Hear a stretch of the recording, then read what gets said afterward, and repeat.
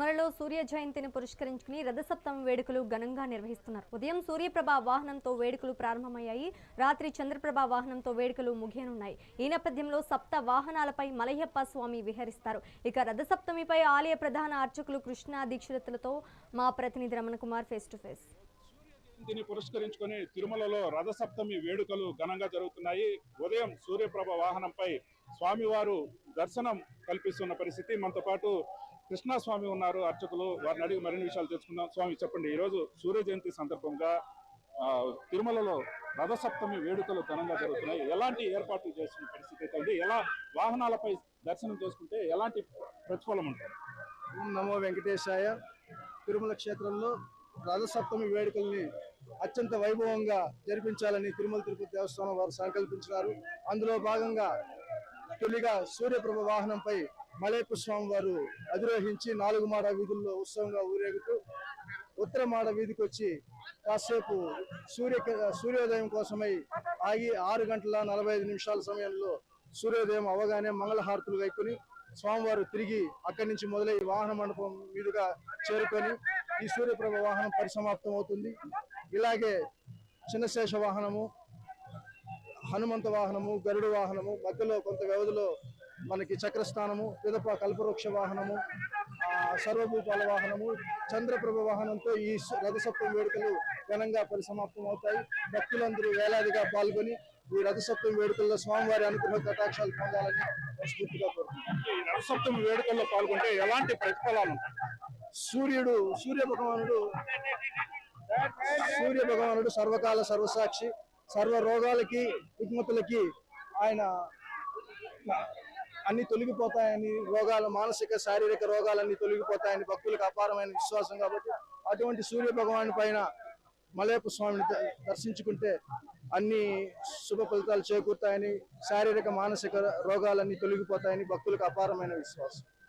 ఏదైతే సూర్య జయంతి నాడు పెద్ద ఎత్తున భక్తులు తిరుమలకు తరలి వస్తూ ఉన్న పరిస్థితి అయితే ఉదయం నుంచి కూడా రాత్రి వరకు 7 వాహనాలలో మలయప్ప స్వామి భక్తులను కటాక్షిస్తూ ఉన్నారు. ఇప్పటికే తిరుమలలో దాదాపు 2 లక్షల నుంచి 3 లక్షల మంది వరకు కూడా భక్తులు తిరుమలలో వేచి ఉన్న పరిస్థితి. గ్యాలరీలలో అన్ని కూడా భక్తులతో కిటకిటలాడుతున్న పరిస్థితి. గ్యాలరీలలో వేచి ఉండే భక్తులకు రాత్రి నుంచి కూడా అన్నప్రసాద వితరణ అయితే టీటీడీ అధికారులు చేస్తూ ఉన్న పరిస్థితి అయితే ఉంది. రాత్రి గ్యాలరీలలో వేచి ఉండే భక్తులకు దాదాపు 50,000 మంది వరకు కూడా అన్నప్రసాదాన్ని రాత్రే అందజేసిన పరిస్థితి అయితే ఉంది. మరోపక్క ఉదయం నుంచి కూడా అల్పాహారంతో పాటు కూడా రాత్రి వరకు ఏదైతే వాహన సేవలు ఏవైతే జరుగుతాయో ఆ వాహన సేవలకు సంబంధించి అన్ని ఏర్పాట్లను టీటీడీ పకడ్బందీగా చేసిన పరిస్థితి అయితే ఉంది. ఈ నేపథ్యంలోనే తిరుమలలో భక్తుల సందడి అయితే నెలకొన్న పరిస్థితి అనేసి చెప్పాలి.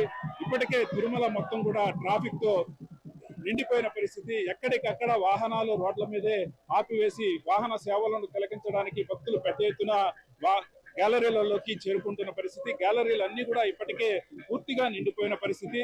సూర్యప్రభ వాహనం అనుకున్న సమయానికి ప్రారంభమై సూర్యగ్రహణం ఏదైతే సూర్యానికి సంబంధించి పాదాలు మలయప్ప స్వామికి సంబంధించి అక్కడ సూర్యకిరణాలు పాదాలను తాకిన వెంటనే అక్కడ హారతి ఇచ్చి మేదరమిట్ట ప్రాంతంలో అటు తర్వాత వాహన సేవ సజావుగా పూర్తయిన పరిస్థితి అయితే ఉంది.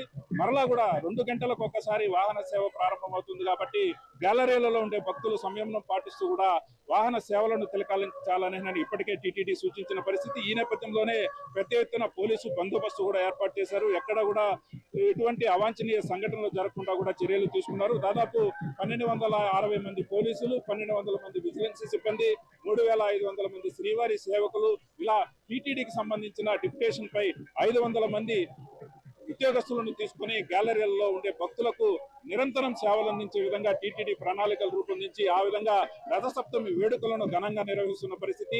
సూర్యప్రభ వాహనంతో ప్రారంభమై చంద్రప్రభ వాహనంతో కూడా ఈ రథసప్తమి వేడుకలు ముగియనున్న పరిస్థితి అయితే. వీడియో జర్నలిస్ట్ చైతన్యతో రమణ కుమార్, మెగా.